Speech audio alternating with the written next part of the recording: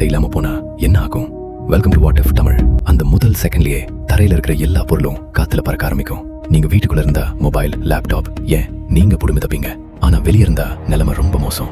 ரோட்ல போற car, bus எல்லாமே கண்ட்ரோல் இல்லாம காத்துல பந்து மாதிரி எகிரி ஒன்னோட ஒண்ணு மோத ஆரம்பிக்கும். ஈர்ப்பு விசை இல்லைன்னா நம்மளை சுத்தி இருக்கிற காத்து பூமியை விட்டு வெளியே போக ஆரம்பிக்கும்.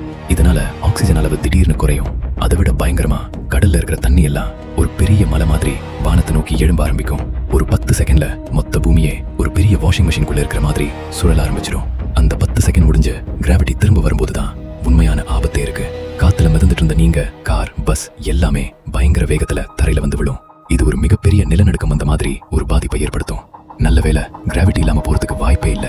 ஆனா ஒருவேளை அப்படி நடந்து நீங்க காத்துல மிதந்தா முதல்ல என்ன பண்ணுவீங்க? யாரை காப்பாத்துவீங்க? மறக்காம கமெண்ட்ல சொல்லுங்க மக்களே.